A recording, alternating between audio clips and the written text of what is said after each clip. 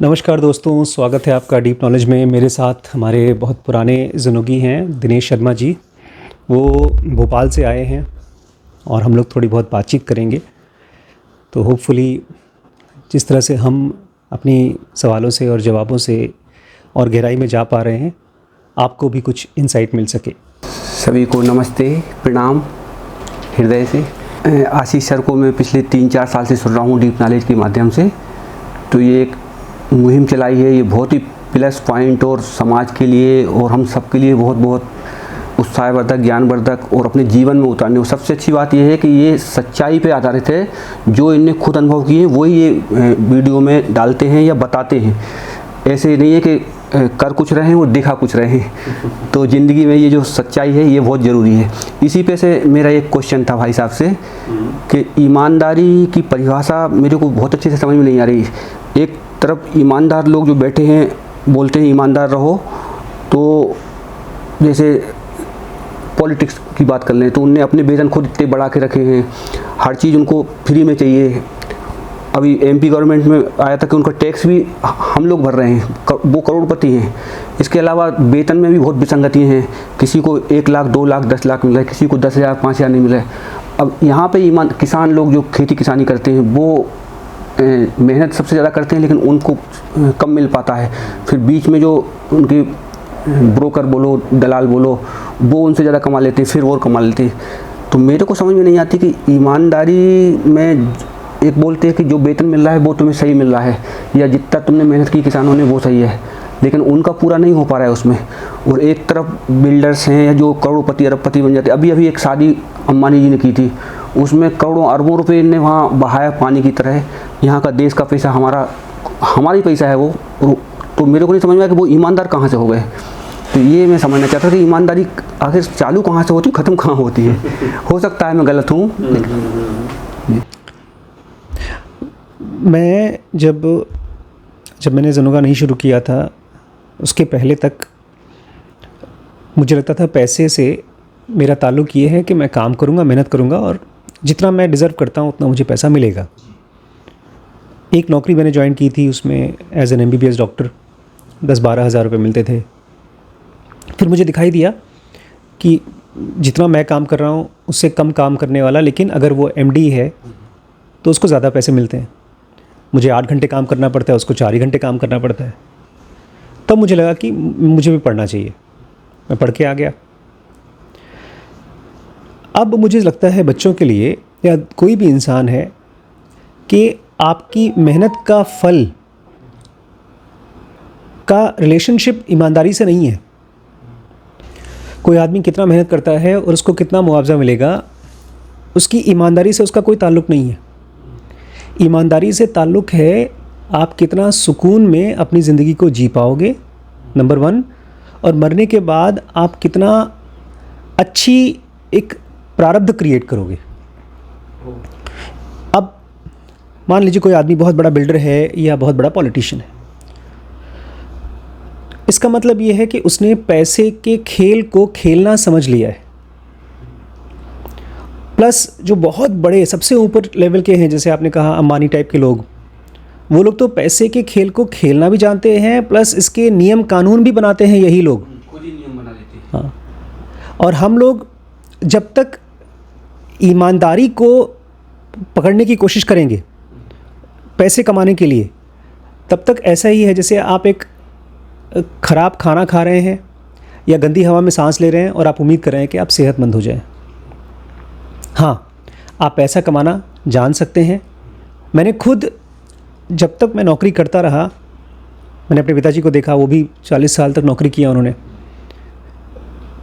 मुझे समझ में आया कि नौकरी करने से आपको सैलरी मिलेगी और आप ये नहीं पूछ सकते कि मुझे कम सैलरी क्यों मिल रही है, मेरे बॉस को ज़्यादा सैलरी क्यों मिल रही है, या CEO को इतनी ज़्यादा सैलरी क्यों मिल रही है। तो मेरा क्वेश्चन वही था कि कौन डिसाइड करता है कि इसको इतना मिलना चाहिए और इसको कम मिलना चाहिए और इसको कम मिलना चाहिए। जो आदमी जितना ज़्यादा कमाता है उसी के पास अधिकार मिल जाता है नियम बनाने का। अब मान लीजिए मैं एक सॉफ्टवेयर कंपनी का मालिक हूँ और वो कंपनी डूब रही है। मेरे दिमाग में एक आइडिया आया कि एक नया कोई टेक्नोलॉजी बनाएं ताकि लोग सवाल पूछें और कंप्यूटर जवाब दे। जैसा कि आजकल एक नई टेक्नोलॉजी आई है उसको बोलते हैं चैट जीपीटी। आपने चलाया है कभी? आप गूगल सर्च करते हैं, है ना, आप देखेंगे उसमें एक सवाल पूछिए। मैंने उसको यूज़ किया, मैं शॉक्ड हो गया। इस समय कहते हैं इस टेक्नोलॉजी से अगले 10-15 साल में कम से कम 3-4 करोड़ नौकरियां जाएंगी पूरी दुनिया भर में। हाँ, ये वही है। आप जब खुद यूज़ करेंगे तो आप भी उसको बिना डेली यूज़ किए रह नहीं पाएंगे। आप एक सवाल पूछिए, जैसे मेरे पास एक ठेकेदार जी आए थे जिन्होंने बिल्डिंग बनाई। उनको 2 साल से बीमारी थी, गले में खराश थी, कुछ खाना खाते थे छाला पड़ जाता था, मन भी एकदम उदास रहता था। मैंने खुद उनका कम से कम 10 बार अल्ट्रासाउंड किया और 10 जगह जाकर के इलाज कराया उन्होंने, उनको फ़ायदा नहीं हुआ। तो मैंने एक दिन उनके साथ बैठ करके उसी चैट जीपीटी बोलते हैं उसको, उसमें सवाल पूछा, उनके सिम्टम डाल दिए कि मैं इतने साल का हूँ, मुझे ये परेशानी, जो जो बोला सेम मैंने लिख दिया। उसने डायग्नोसिस बना के दिया। तब मेरा दिमाग ठनका कि ये तो मैं भूल ही गया था। उसने वो बात बताई होगी जो आपके पास नहीं समझ पा रहे थे उस टाइम, लेकिन तब मुझे ध्यान आया कि कॉलेज में भी हम लोग पहले जब कोई मरीज़ बोलता है कि हमारे गले में खराश है तो हम लोग पेट वाले डॉक्टर को दिखाते हैं।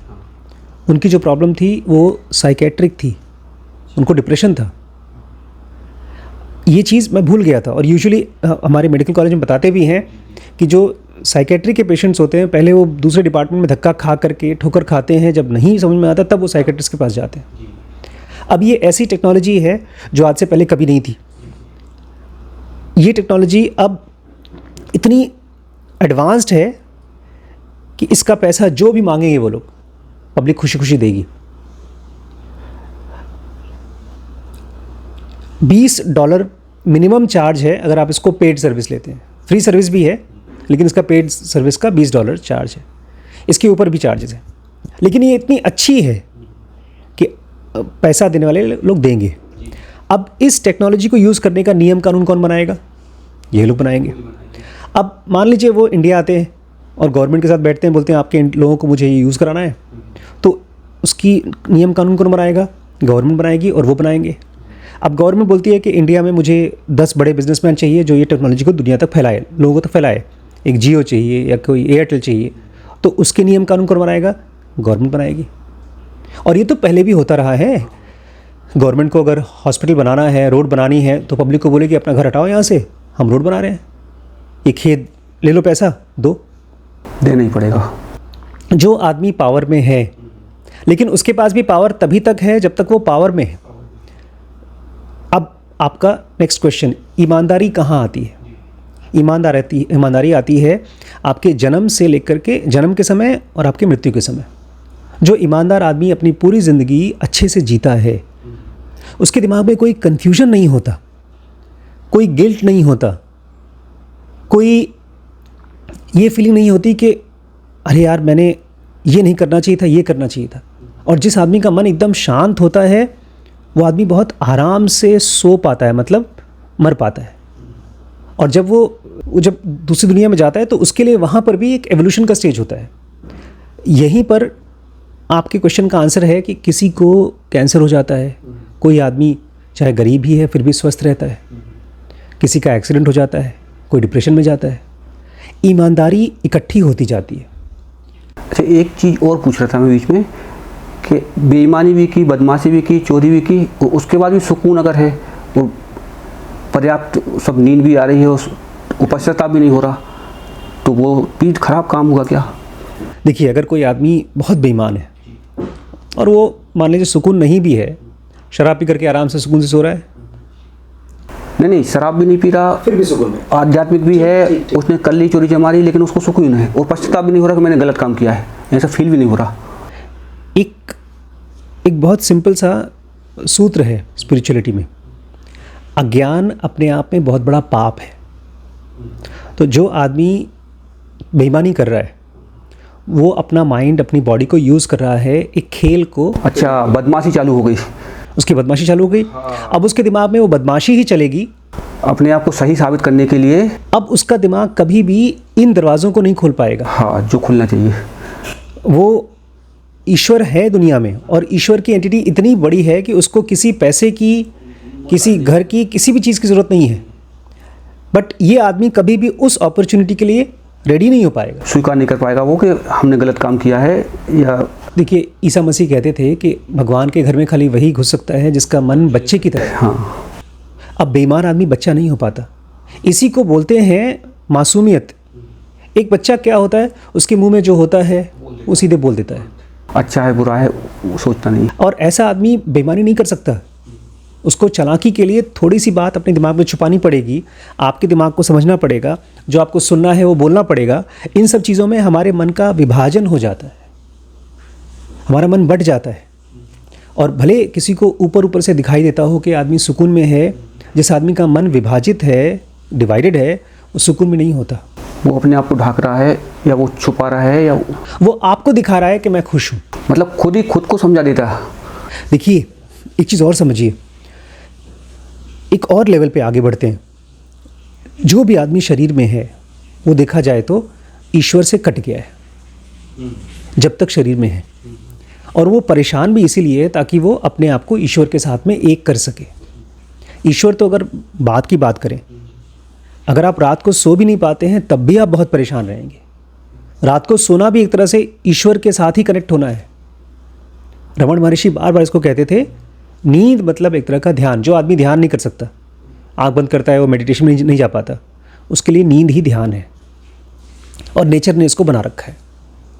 और जितने भी चालाक लोग हैं वो जब सोते भी हैं तब भी वो सो नहीं पाते। मैं एक बहुत अमीर आदमी को जानता हूँ, वो पिछले 20 साल से बिना नींद की गोली खाए नहीं सो पाते। अब देखिए इस दुनिया में आपने ढेर सारा पैसा इकट्ठा कर लिया, खूब नाम हो गया, लेकिन सच्चाई ये है फिजिकल वर्ल्ड का कुछ भी क्रिएट किया वो कागज़ का, कार्डबोर्ड का बनाया हुआ महल है। और वहीं पर जो ईश्वर की एंटिटी है वो कागज़ की नहीं, वो एकदम सॉलिड ग्राउंड की है। वो चीज़ एक बार जब क्रिएट हो जाती है तो टूटती नहीं है।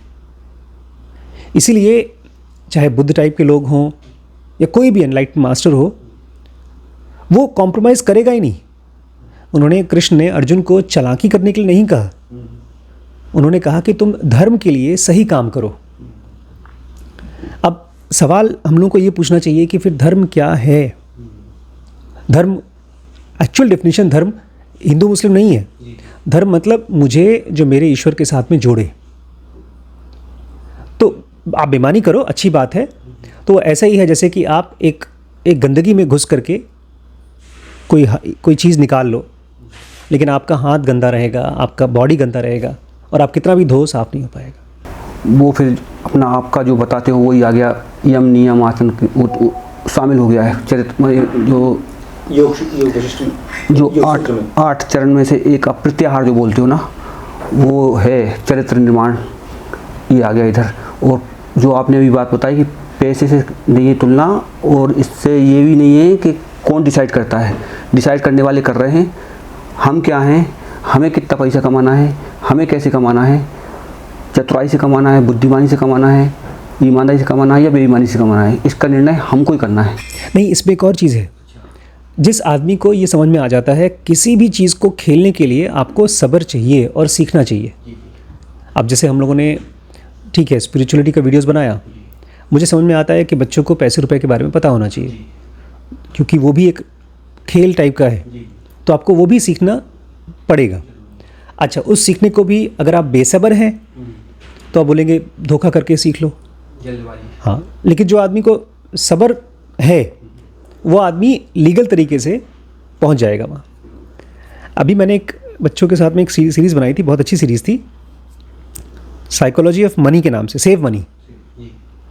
उसमें बताते हैं कि अब मान लीजिए मैंने एक कार ली, खूब महंगी कार ली, 1 करोड़ रुपए की कार, उसमें बैठ जाता हूँ, चलता हूँ, और जब लोग देखते हैं मुझे उस कार के अंदर में, तो वो मेरे लिए खुश नहीं होते हैं। वो खाली खुश होते हैं कि अरे यार इतनी अच्छी कार, इतनी बड़ी कार है, मैं जब बैठूंगा तो मुझे भी अच्छा लगेगा। हम लोगों को एक बड़ा भ्रम होता है कि जब हम कुछ इम्पॉर्टेंट बन जाते हैं तो लोग हमें उसके लिए प्यार करते हैं। प्यार लोग हमें इसलिए करते हैं क्योंकि उनको हमसे प्यार मिलता है। अगर हम खूब अमीर हैं तो उसके लिए हमको प्यार नहीं मिलता। उनको आशा है कि इनसे हमारा कभी कुछ काम बनेगा, स्वार्थ सिद्ध होगा, या कभी मौके पे काम आएंगे, हमारे तो अच्छा है ये। तो जो अगर एक आदमी पैसा नहीं कमाना जानता तो उसको सब्र के साथ में अपने आप को ट्रेन करना चाहिए, सरेंडर कर देना चाहिए, सिखाना चाहिए, सीखना चाहिए। मैं सब्र इसलिए कह रहा हूँ क्योंकि किसी को एक ही चीज़ सीखने में 2 साल हो जाता है, कोई 10 साल में नहीं सीख पाता। अच्छा, लेकिन फिर उसका बाई प्रोडक्ट भी होगा। अब मान लीजिए मैं डॉक्टर हूँ, मैं अल्ट्रासाउंड करता हूँ, भाई उसमें अच्छे पैसे मिलते हैं अल्ट्रासाउंड में, तो मैं हाथ ऐसे करके काम करूँगा, मैं सीटी स्कैन में अपनी आंखें गड़ाऊँगा, मेरी कमर दुखेगी, तो उसका बाई प्रोडक्ट होगा। आज अभी मैंने न्यूज़ पढ़ा था, हिंदुजा परिवार इंडिया का one of the richest family है और उनके ऊपर स्विट्ज़रलैंड का केस चल रहा है। तो ये पैसे और पावर का साइड इफ़ेक्ट है, वो आपके दिमाग में घुस जाता है, फिर आपको लगता है कि जिनके पास पैसे नहीं है वो सब सामान हैं, नौकर हैं, उनको आप कैसे भी ट्रीट कर सकते हैं। लेकिन सामने वाला कितना भी गरीब हो, है तो वो भी एक डिवाइन फ्रैगमेंट, ईश्वर का रूप, ईश्वर की संतान है वो भी। अच्छा, हो सकता है वो इस हालत में नहीं है कि कुछ अपने लिए कर सके, लेकिन ईश्वर किसी और रूप में उसको न्याय दे दे। हम लोग ये भूल जाते हैं कि इस दुनिया में चीज़ें बहुत कॉम्प्लेक्स हैं। आप एक गेम को सीख लोगे और दूसरा गेम को नहीं सीखते हो, अध्यात्म को नहीं सीखते हो, तो उसके लिए माफ़ी नहीं है। ऐसे ही कोई आदमी अगर अध्यात्म को सीख लेता है और वो पैसे रुपए को नहीं जानता, तो उसको पैसे रुपए का बहुत ज्ञान नहीं होगा, संघर्ष ही करता रहेगा, गरीब रहेगा। लेकिन देखा ये गया है, मतलब माना भी जाता है कि जो आदमी आध्यात्म में बहुत आगे बढ़ जाता है वो सोर्स है बाकी सब चीज़ों का। इसलिए कृष्ण जैसे लोग कहते हैं कि परम ज्ञान, आध्यात्मिक ज्ञान, योग सब ज्ञानों का ऊपर, सबका राजा है, सबके ऊपर है। लेकिन वो ये नहीं चाहते अर्जुन को कि तुम इसको नकली तरीके से सीखो। तभी अर्जुन को मना कर रहे हैं कि घर छोड़कर भागोगे तो योग नहीं सीख पाओगे। योग के लिए तुम्हें अपने मन के अंदर देखना पड़ेगा कि किस चीज़ के प्रति मैं अट्रैक्टेड हूँ, मेरी वासना क्या है। अब मान लीजिए मेरी वासना पैसे की है, तो योग में उस वासना को समझने में हेल्प मिलती है, वो भी असली तरीके से सीखना पड़ेगा। क्योंकि ये जो पैसा रुपया है, लालच है, सच पूछिए तो बाहर नहीं है। एक आदमी पैसे के पीछे क्यों जाता है? क्योंकि उसके मन में लालच है। उस मन के लालच को, वासना को पूरा करने के लिए वो बाहर काम करता है। वो लगता है कि बगैर पैसे कुछ होता नहीं है आज के समय में, पैसे सब जगह चाहिए। नहीं, एक चीज़ और है, बगैर पैसे के तो सही बात है, नहीं होता, एकदम सही कह रहे हैं। लेकिन जब आदमी पैसा कमाना शुरू करता है, एक हमारे अंदर में इनसिक्योरिटी होती है, डर, उसी को कम करने के लिए पैसा कमाता है। हाँ, कि थोड़ा पैसा थोड़ा इकट्ठा हो जाए। लेकिन जैसे जैसे डर कम होता है, मतलब डर कम होना चाहिए, पैसा आएगा तो वो डर बढ़ता जाता है, वो और ज़्यादा सिक्योरिटी या और ज़्यादा। वो देखिए, एक गरीब आदमी किसी के सामने भी बैठ करके अपनी प्रॉब्लम्स रो सकता है, एक अमीर आदमी सबके सामने रो नहीं सकता। आज अंबानी, अडानी जैसे लोग ज़्यादा वल्नरेबल हैं डिप्रेशन के लिए, क्योंकि वो किसी के सामने अपनी बातें नहीं कह सकते। उन्हें लगा कि मैं इतना बड़ा होने के बाद में कैसे, उनका ईगो, अहंकार भी आ जाता होगा। वो ईगो, अहंकार ही एक तरह का रूप है डर का। तो मैं ये कह रहा हूँ ना कि ये इतना सिंपल नहीं है कि कुछ लोग हैं जो पैसे कमा रहे हैं और बाकी लोग हैं बेचारे कुछ नहीं कमा रहे हैं। हर आदमी कुछ न कुछ कमा रहा है, कोई एक्सपीरियंस कमा रहा है, कोई ज्ञान कमा रहा है, कोई पैसे कमा रहा है और उस गेम में माहिर हो रहा है। तो हम ये समझें कि पैसा उतना चीज़ नहीं है जितना चरित्र और ईमानदारी है, क्योंकि वो अगर हमारे साथ रहेगी तो हम अपनी आध्यात्मिक यात्रा, आत्मिक यात्रा जो जिसके लिए हमारा शायद जन्म हुआ, जो अभी हम उसको ढांक रहे हैं पर्दे के बाहर अंदर, बहुत ज़्यादा ज़रूरी है। और अगर कुछ गलत कदम उठ भी गया है तो अभी भी समय है, जिस दिन जागो उसी दिन सवेरा। आज ही अगर सोच लो कि नहीं, अब जो हो गया तो हो गया, अब ना करें, जिससे हम आगे की जो बचा हुआ समय है, बचा हुआ जीवन है, उस परमात्मा में, उस आत्मा की खोज में, या अपने आप चरित्र निर्माण बोल दो उसको, या कैरेक्टर। एक और बड़ी ख़ास चीज़ है, मैं उसको शेयर करना चाहता हूँ। देखिए, एक चीज़ तो होती है कि भाई हमने अच्छाई किया और शराफत दिखाई, ईमानदारी किया, तो मेरे अच्छे कर्म इकट्ठे हुए हैं, उसका फल मुझे बाद में मिलेगा। लेकिन एक चीज़ है जो तुरंत मिलती है, खुशी जिसको हम बोलते हैं, वो बहुत इनडायरेक्ट चीज़ है। इनडायरेक्ट मतलब अप्रत्यक्ष रूप से, लेकिन वो तुरंत ही मिलती है। आज हम लोग खाना खाने के लिए बैठे, आपने और मैंने उम्मीद नहीं की थी कि खाने में हम लोग को पूड़ी मिलेगी, और जब वो हमने खाया था आलू की सब्ज़ी, दम आलू खाया था।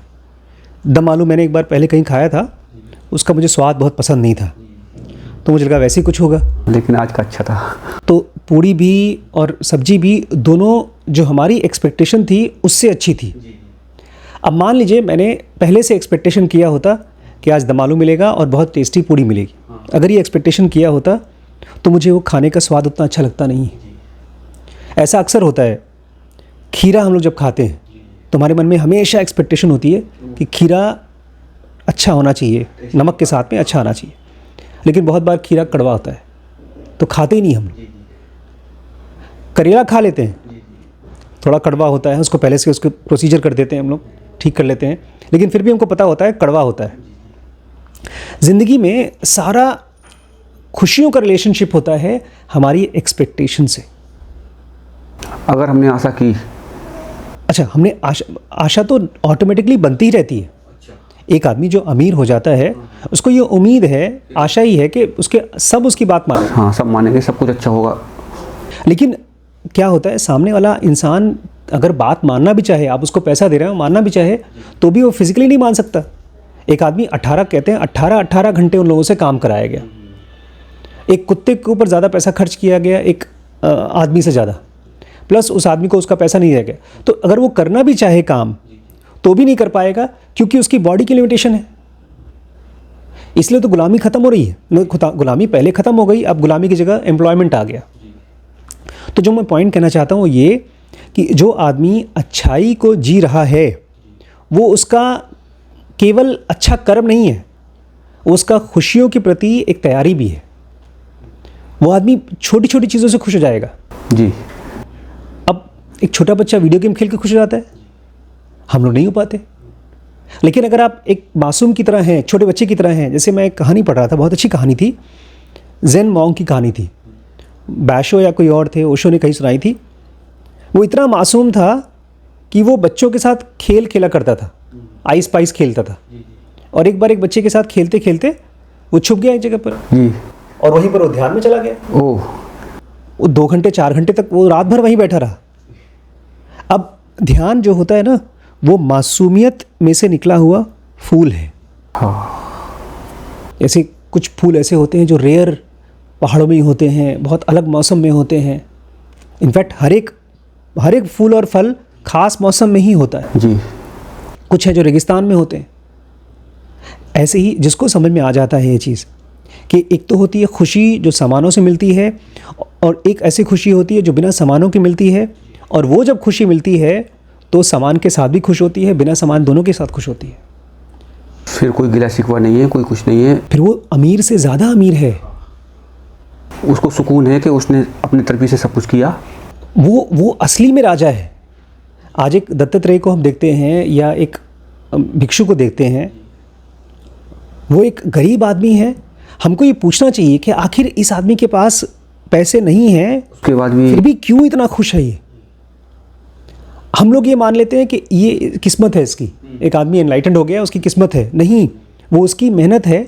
उसने वो सारे खेल छोड़ दिए। जैसे एक बच्चा होता है, जी जी, जब इम्तिहान की तैयारी करता है तो सब गेम छोड़ देता है, दोस्तों के साथ टाइम पास करना छोड़ देता है, पूरा टाइम पढ़ाई और सिर्फ एग्जाम, और उसको फल मिलता है। जी, वही फल उस बच्चे को नहीं मिलता जो चीटिंग करता है। मैं ऑलमोस्ट 100 बच्चों से इंटरव्यू कर चुका हूँ पिछले 20 सालों में, जो बताते हैं कि हमने चीटिंग करके पास किया। अच्छा, जब चीटिंग करके आप पास कर लेते हो, आप MBBS के इम्तिहान में घुस जाते हो, इंजीनियरिंग में घुस जाते हो, आपका कैलिबर नहीं होता है उस चीज़ को पढ़ने का, या उससे भी इम्पॉर्टेंट उस चीज़ को एंजॉय करने का। हाँ, एंजॉय ख़त्म हो जाता है। वो सिर्फ एक धक्का मार के फिर आप एक नकली चीज़ क्रिएट करते हो। कल मैं एक वीडियो बना रहा था, इनफैक्ट आजकल मैंने एक सीरीज़ बनाना शुरू किया है, how to become a writer, कि आप लेखक कैसे बने। रस्किन बॉन्ड एक बहुत अच्छे राइटर हैं। उनकी लेखनी कृष्णमूर्ति की तरह है, अगर कभी कोई पढ़ेगा तो। अच्छा, वो जब दूसरे राइटर्स के बारे में बता रहे थे, खूब अच्छे अच्छे राइटर्स, आप जब लेखकों की ज़िंदगी को देखेंगे ना, तो आप देखेंगे बड़ा रिलैक्स लाइफ होती है। वो आराम से उठते हैं, रिलैक्स्ड होते हैं, अपने साथ रहते हैं, लिखना पसंद है उन्हें। तो ये पॉइंट इतना इम्पॉर्टेंट है कि जब मुझे समझ में आया तो मैंने अपने बच्चे के लिए उसी दिन ये कह दिया कि वो स्कूल जाए न जाए, लेकिन उसको पढ़ाई एंजॉय करना होना चाहिए। क्योंकि जब मैंने इन लोगों को देखा, जो बड़े बड़े राइटर्स को देखा ना, तो ये लिखने को एंजॉय करते हैं, उनके मन में कुछ चीज़ आती है। जैसे कल मैंने एक 2 शब्दों का लेखन पढ़ा उसी वीडियो में, खाली 2 शब्दों का। उसमें लिखा था राइट राइट। राइट मतलब लिखो, और दूसरे राइट मतलब सही। लिखो सही, सही चीज़ लिखो। अब अपने आप में ये सिंपल सी चीज़ है, लेकिन ये बहुत पावरफुल लिखनी है। हाँ, बहुत बड़ी बात है कि सही चीज़ लिखो। अब ये इसको बांधना पड़ेगा, आपको एक नॉवल में बांधना पड़ेगा, एक किताब में बांधना पड़ेगा, अदरवाइज़ इसका कोई मतलब नहीं है। लेकिन ये वही बांध सकता है जो गहराई से सोच सकता है और उस सोचने को एंजॉय कर सकता है। एक आदमी जो ध्यानी होता है ना, वो सांस लेने को एंजॉय करता है, चलने को एंजॉय करता है। हाँ, वो हर चीज़ को करेगा, देखने को करेगा, खाने को करेगा। तो वो आदमी तो इस अरबपति से कहीं ज़्यादा अरबपति है। छोटी मोटी चीज़ में उसको किसी और चीज़ में एंजॉयमेंट नहीं आता, खाली पैसे में ही आता है। ठीक है, मुझे ऐसा लगता है कि मेरे क्वेश्चन का आंसर मिल गया है कि आ गया है लाइन पे। मैंने एक हार्वर्ड की बुक पढ़ी थी। हार्वर्ड में वो प्रोफेसर थे, स्टम्बल्ड अपॉन हैप्पीनेस। वो ये कहते हैं कि खुशी होती है, वो डायरेक्ट नहीं आती। आप सोच के चलो कि ये काम करूँगा और इसमें मुझे खुशी मिलेगी, वो नहीं मिलती। खुशी हमेशा इनडायरेक्ट आती है। इनडायरेक्ट मतलब आप नहीं उम्मीद कर रहे हो, अचानक से आ गई। और मेरे को उम्मीद नहीं थी कि मैं लखीमपुर खीरी पहुंच भी जाऊंगा और फिर भाई साहब के यहाँ रुकना भी मिल जाएगा और फिर साथ में खाना भी खा लूँगा। तो मेरे लिए तो बोनस हो गया बहुत ज़्यादा। मेरे लिए भी नहीं उम्मीद थी कि आप इतना दूर से भोपाल से आएंगे हमसे मिलने के लिए। नहीं, बहुत बहुत धन्यवाद। और मेरे को बहुत अच्छा लगा और मैं कोशिश करूँगा कि जो आप बोल रहे हैं, बता रहे हैं, जो महसूस कर रहे हैं, उसको मैं जीवन में उतार पाऊँ और सच्ची खुशी और सच्चा आनंद और जिसके लिए हमें जीवन मिला है, उस तरफ यात्रा आगे बढ़ा पाऊँ। मुझे छोटी मोटी चीज़ रुपए पैसे में ना लगूँ। नहीं, उसको भी खेलते रहें, उसको भी सीखते रहें। हाँ, वो भी खेल है। हाँ, महत्व देना जितना है उससे ज़्यादा नहीं। Okay, thank you.